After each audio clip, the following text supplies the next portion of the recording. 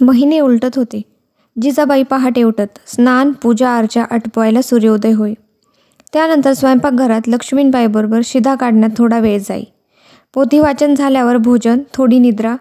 सायंकाळी पाय मोकळे करायला जात. 1-2 दिवसांनी केव्हा तरी शिवाईच्या दर्शनाला उतरत. देवदर्शनाला त्या पायीच जात. मेन्यातून जाण्याबाबत विनंती करूनही जिजाबाईंनी विश्वासरावांचे कधी ऐकले नाही. जिजाबाईंना गडावर येऊन 4 महिने होत आले होते. दुपारच्या वेळी जिजाबाई आपल्या महलात झोपल्या होत्या. खाली जमखान्यावर लक्ष्मीबाई काहीतरी शिवत होत्या.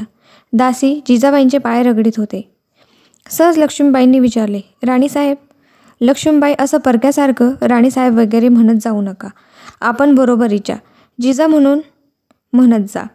जिव्हाळा आला म्हणून पायरी कशी सुटेल? तुम्ही ऐकणारच नाहीत. काय विचारित होता? सांगाल? सांगेल ना. तुम्हाला अपरायाने काहीसं खावंसं वाटतं का? मी पाहते तुम्ही काही सांगत नाही. जिजाबाई हसल्या. खरं सांगू लक्ष्मीबाई, मला खाण्यापिण्याचे काही डोहाळे नाहीत. वाटायचं घोड्यावरून दौड करावी, तलवार कमरेला लटकवावी, गडाचा गार वारा खूप प्यावा, कड्यांवर उभं राहून खालची माळवदं डोळे भरून पाहावीत. नशिबानंच माझे सारे डोहाळे पुरवले. लक्ष्मीबाई हसल्या. त्या शिवणकाम आवरीत उठू लागल्या. जिजाबाई म्हणाल्या, उठता का? आपण विश्रांती घ्या. थोडं झोपा, बरं वाटेल. खरं सांगू? जिजाबाई म्हणाला. आताशा मला 2 प्रहरी झोपच येत नाही. ते का? जिजाबाई लाजल्या. पोटाशी हात दाखवीत त्या म्हणाल्या, हा खेळतो आहे ना. लक्ष्मीबाई गडबडीने उठल्या. त्यांना राहावलं नाही. गर्भार जिजाऊंच्या तेजदार चेहरा कुरवाळून कानशिलावर बोटे मोडून त्या म्हणाल्या, कुठंतरी दृष्ट लागायची बाई. तुला असं काही सांगत जाऊ नको. झोप जरा. म्हणत लक्ष्मीबाई उठून गेल्या. सायंकाळी जिजाबाई लक्ष्मीबाई दासी परिवारासह फिरायला बाहेर पडल्या आणि दारातच सेवक विठू आला. विठू, काय आहे? जिजाऊंनी विचारले. राणी सरकार, आपण टकमककडे फिरायला जाणार? हो. दरखास्त आहे, आपण मावळतीकडे जावं. का? गुन्हेगारास कडेलोट फरमावली आहे. त्याची तामली आता होत आहे. कोण आहे बिचारा? राणी सरकार, मला माहीत नाही. टकमकाच्या सारा वाटा रोखल्यात म्हणून बेअदबी केली. विठू, असाच जा आणि विश्वासरावांना बोलवल्याचं सांग. जी म्हणत विठू गेला. जेव्हा विश्वासराव आले तेव्हा त्यांच्याबरोबर वयोवृद्ध हनुमंते होते. दोघांनी राणीसाहेबांना मुजरे केले. जिजाबाई म्हणाल्या, कुणी सांगितलं? कळालं आम्हाला. पण ते खरं का? होय राणीसाहेब, खालच्या वाडीत काल एकानं चोरी केली. 1 मन धान्य लुटलं. त्यासाठी कडेलोट? राणीसाहेब, हे दुष्काळाचे दिवस. अशा चोऱ्या होऊ लागल्या तर हवालदिल झालेला मुलूक परागंदा व्हायला वेळ लागायचा नाही. सत्ता तुमची.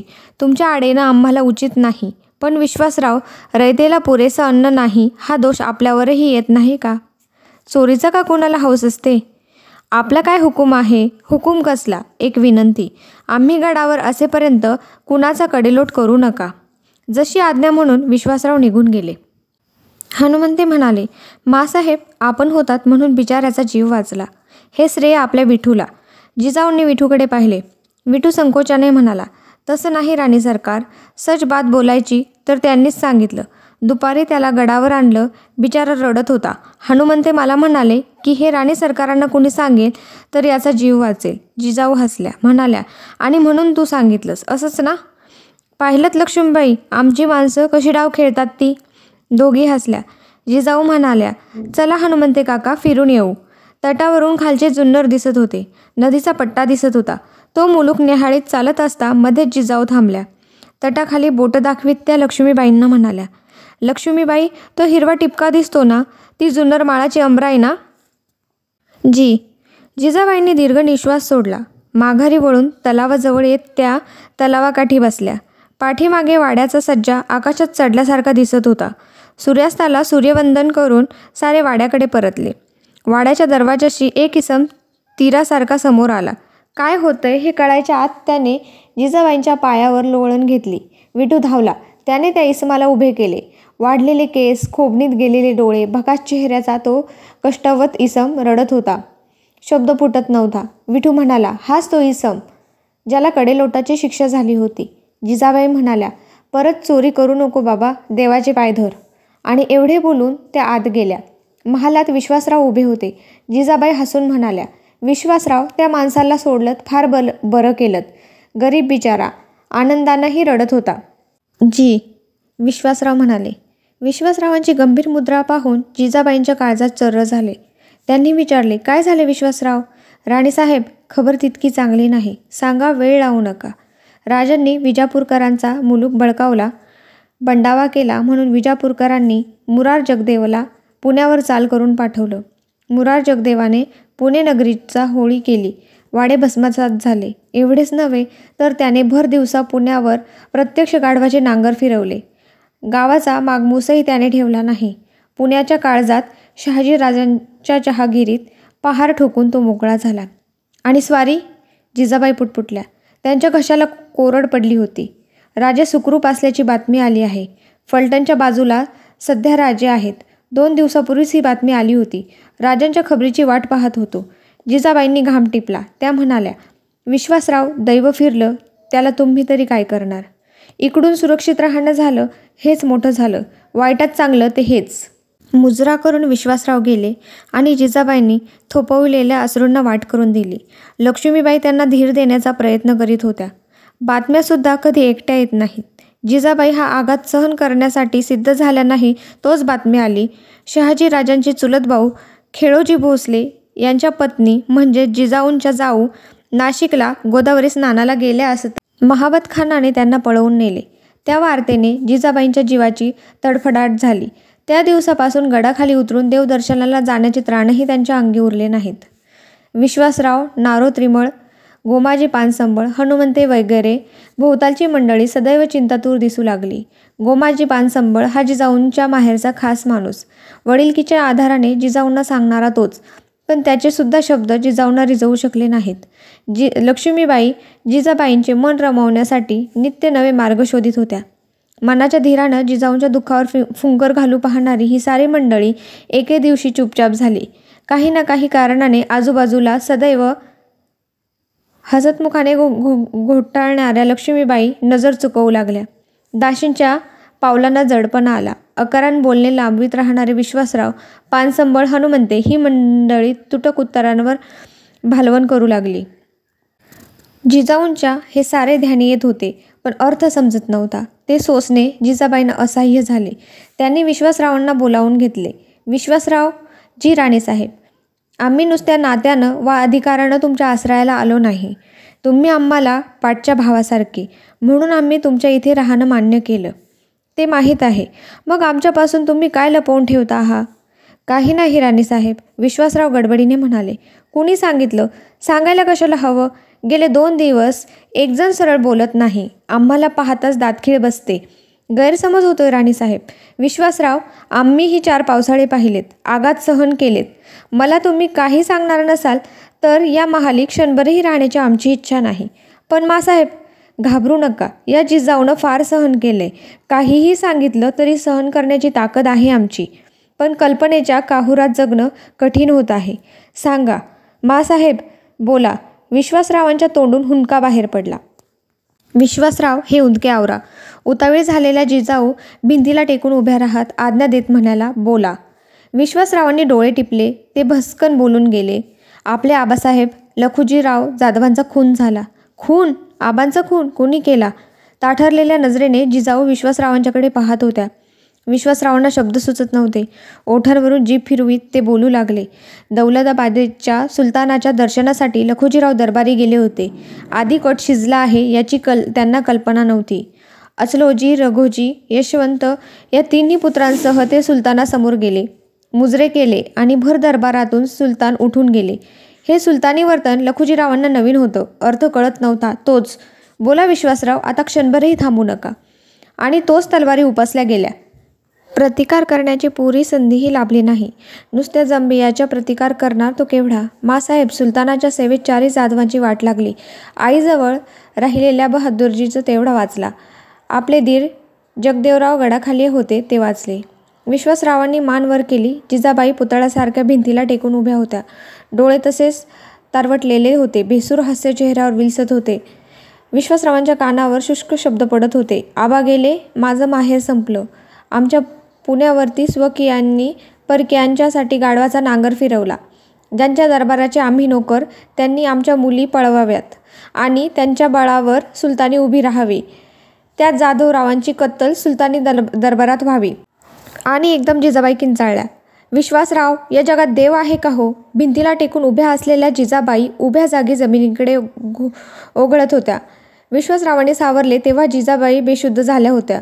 वाड्यात एकच गोंधळ उडाला. मध्यरात्रीच्या सुमारास वाड्यात पुन्हा रडण्याचा हल्लोळ उठला. लखुजीरावांच्या खुनाच्या बातमीने खचलेल्या जिजाबाई त्या आघातातून लवकर उठू शकल्या नाहीत. रात्री अपरात्री त्या डचकून जाग्या होत. सारे अंग घाम डबडबून निघे.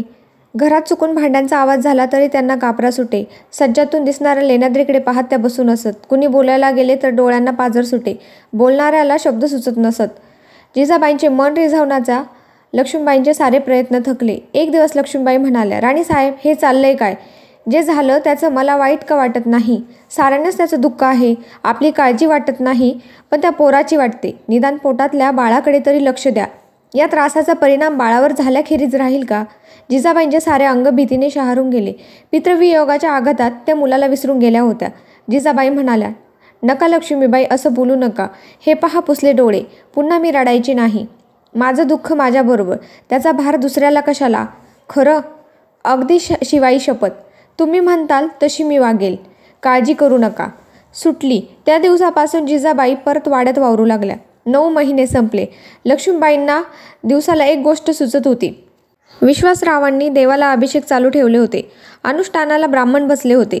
जाणत्या दाशी जिजाऊच्या सेवेला होत्या. अनुभवी चांगल्या हातगुणाच्या सुईणी व निष्णांत वैद्यगड्यावर हजर होते.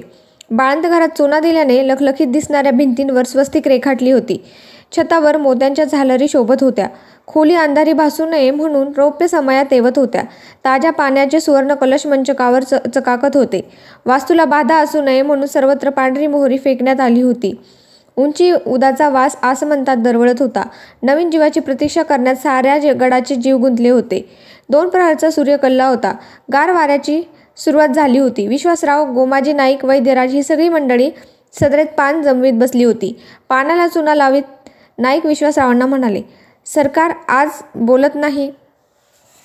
काय बोलू गोमाजी पंत? माँसाहेबांनी मागे एकची कडेलोटाची शिक्षा रद्द केली होती ते आठवलं. हो, माँसाहेबांचं मन हळवच आहे ते खरं, पण दिवसेंदिवस हे प्रमाण वाढत आहे. तक्रारी येत आहे. चालू वर्षी जर पाऊस वेळेवर आला नाही तर पुढचं वर्ष कठीणच दिसतंय. मी बोलू? शास्त्रीबुवांनी विचारलं. बोला ना. मला पुढचं वर्ष ठीक दिसत नाही. ग्रहांवरून स्पष्ट दुष्काळ दिसतो. चांगलं सांगितलं. ह्या असल्या भविष्यकथनापेक्षा राणीसाहेबांच्याबद्दल काहीच चांगलं सांगा ना. त्याची काळजी सोडा, मी निश्चिंत आहे, शास्त्री म्हणाले. आजच नाडी पाहिली, फार वेळ लागायचा नाही. आता कोणत्याही क्षणी. वैद्यराजांनी पुस्ती जोडली. त्याच वेळी सदरेच्या पायऱ्या चढून दासी आली. अदबीने म्हणाली, सरकार, राणीसाहेबांच्या पोटात दुखायला लागलंय म्हणून आईसाहेबांनी सांगावा सांगितलाय. अंदाज चुकायचा नाही. वैद्यराज पुटपुटले. मीही तेच म्हणत होतो. शास्त्रांनी समाधानाचा निश्वास टाकला. सारे गडबडीने उठले. उठून काहीही उपयोग नाही हे ध्यानी आल्यावर पुन्हा सारे बसले. वेळ मुंगीच्याच पावलाने पुढे सरकत होता. प्रहार उलटले. सायंकाळ झाली. दिवे लागण्याची वेळ आली तरी काही वार्ता आली नाही. उलटणाऱ्या क्षणाबरोबर चिंता वाढत होती. दिसत होती ती सुईणीची दासींची धावपळ. नारोपंत तर देवीकडे मंदिराकडे केव्हाच गेले होते. दिवे लागण झाली. रात्र वाढत होती. चिंताग्रस्त विश्वासराव सदरे तेर झऱ्या घालीत होते. पलोते वाऱ्याने फरफरत होते. भिंतीवर सावल्या खेळत होत्या. काय बोलावे हे कुणाला समजत नव्हते. आणि दासी धावत आली. आनंद चेहऱ्यावर ओसंडत होता. ती म्हणाली, सरकार, मुलगा झाला. विश्वासरावांना आनंद लपवणे कठीण गेले. त्यांनी कबरेचा कसा काढून दासीच्या अंगावर भिरकावला. शास्त्रीबुवा घटका पळे मोजीत पुत्रजन्माच्या वेळीची नोंद करण्यात गुंतले. विश्वासराव म्हणाले, देवीची कृपा. विश्वासरावांना एकदम नारोपंत आठवले. त्यांना कळवण्यासाठी विश्वासरावांनी नोकर पाठवून दिला. बाळबाळंतिणीला सुवासिनींनी कडक पाण्याने न्हाऊ घातले. वेदमूर्तींनी बाळाला आशीर्वाद दिले. स्वस्ती वाचन झाले. दासी सुईणीच्या मुखांवर समाधान होते. अमाप मायेने आणि श्रद्धेने त्या जिजाबाईंना जपत होत्या. शास्त्रीबुवांना घेऊन विश्वासराव जिजाबाईंच्याकडे गेले. बाळावरून सुवर्णमोहरांचा सत्कार केला. जिजाऊंना विश्वासराव म्हणाले, राणीसाहेब, शास्त्री आलेत. जिजाऊंनी झोपल्या जागेवरून कष्टाने नमस्कार केला. शास्त्रांच्यासाठी मृगाजीन घातले होते. आशीर्वाद पुटपुटत शास्त्री आसनावर बसले. चांदीचा पाट समोर ठेवला होता. दोन्ही बाजूंना समया प्रज्वलित करण्यात आल्या. शास्त्रींनी पंचांग उघडले. बाळंत घराच्या दाराशी मुलाचे भाकीत ऐकायला सारे आतुरतेने गोळा झाले होते. शब्द श्रावणी पडू लागले. श्री गणेशाय नमः शुभम भवतु. शास्त्रीबुवांनी बोटे मोजली. घटकापळाचे गणित मांडले. कुंडलीची घरे ग्रह भरू लागले. कुंडली मांडून होता शास्त्रीबुवांनी जिजाबाईंच्याकडे पाहिले. जिजाबाई म्हणाल्या, शास्त्रीबुवा संकोच न करता सारं स्पष्टपणे सांगा. या पोराच्या वेळी दिवस गेले आणि घरादाराचा थारा उडाला. कुणाचा मेळ कुणाला राहिला नाही. रक्ताच्या नात्यांनी वैर पत्करलं. जहागिरीवर गाढवाचा नांगर फिरला. आजोबांचं छत्र गमावलं. आज मी तिला या पोराचे वडील शत्रू मागे धावतायत. याचा थोरला लहान भाऊ, त्याचीही या वणवणीतून सुटका नाही. साऱ्या मुलखाची अनन्न दशा झालेली आहे आणि परमुलखात परठिकाणी ना माहेरी ना सासरी आज मी याला जन्म देत आहे. पोटात असता ही तरा, आता याच्या पायगुणाने आणखी काय धिंडवडे निघणार आहे तेवढं सांगून टाका. हे ऐकून साऱ्यांची मने व्याकुळ झाली. पण शास्त्रीबुवांच्या चेहऱ्यावरची सुरकुती हलली नाही. चेहरा हसरा गंभीर बनला नाही. ते त्याच स्मित वदनाने म्हणाले, राणीसाहेब, असं अभद्र मनात आणू नका. अशुभाचा मनाला स्पर्शही होऊ देऊ नका. दुर्भाग्य संपले. भाग्य उजडलं. प्रत्यक्ष सूर्यपोटी आला आहे. जिजाबाई खिन्नपणे हसल्या. त्या म्हणाल्या, मुलाची कुंडली मांडताना प्रत्येक शास्त्री हेच सांगतो. शास्त्री गंभीर झाले. ते निश्चल खणखणीत आवाजात बोलते झाले, राणीसाहेब, अविश्वास धरू नका. आजवर या शास्त्राचे भाकीत खोटे ठरलं नाही. द्रव्य लोभाने नव्हे तर ज्ञानाच्या अनुभवाने, आत्मविश्वासाने मी हे भाकीत केलं आहे. ते कालत्रयी चुकणार नाही. हे मूल जन्मजन्मांतरीचे पांग फेडेल. राणीसाहेब, पापाचा भार वाढला असता, धरती त्रस्त झाली असता, देवकी वासुदेव कंसाच्या बंदिशाळेत असताना श्रीकृष्ण जन्माला आला, हे कृपा करून विसरू नका. आपल्या तोंडात साखर पडो, जिजाबाई समाधानाने म्हणाल्या. त्यांची नजर कुशीतल्या बाळाकडे गेली. मुठी चोखीत ते शांतपणे झोपी गेले होते. जिजाबाई प्रसूत झाल्यापासून गडावर नवे वारे संचारले होते. शहाजीराजांना हे शुभ वर्तमान कळविण्याकरता एक घोडेस्वार तातडीने गडावरून रवाना झाला होता. देवधर्म, पूजा अर्चा, अभिषेक यांची गडावर गर्दी उसळली होती. 5व्या दिवशी बाळंत घरात शस्त्रपूजा केली गेली. नांगरही पुजला गेला. 5व्या, 6व्या आणि 8व्या दिवशी अशाच पूजा झाल्या. लक्ष्मीबाई बारशाची तयारी जोरात करीत होत्या. तातडीने घडविलेले नवीन दागिने, नवे वस्त्रे गडावर आणली जात होती. अंजरी, जरीबुट्टी, शालूची घडी उघडीत लक्ष्मीबाई म्हणाल्या, राणीसाहेब, हा रंग चांगला आहे नाही? हो, बारशाला हाच ठरवू. लक्ष्मीबाई. जिजाबाईंचा कंठ दाटला. किती करताय तुम्ही? पण आम्ही परके ते परकेच. लक्ष्मीबाई हसत म्हणाल्या, मी केव्हा म्हटलं परक? तुम्ही विसरला असाल, पण मी नाही विसरले. बाळाचं भविष्य वर्तवायला शास्त्री आले तर 4 चौघात म्हणालात, ना माहेरी ना सासरी. ते मनावर घेऊ नका बाई. सख्या बहिणीनं सुद्धा एवढं केलं नसतं, पण अजूनही वाटतं. काय? बारशाच्या वेळी यांच्या घरचं कोणीतरी हवं होतं. सांगा ना सरळ की राजासाहेबच यायला हवेत म्हणून.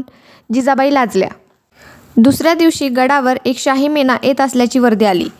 विश्वासराव सामोरे गेले. येताना वर्दी घेऊन आले. शहाजीराजांच्या मातोश्री जिजाबाईंच्या सासूबाई उमाबाई साहेब गडावर येत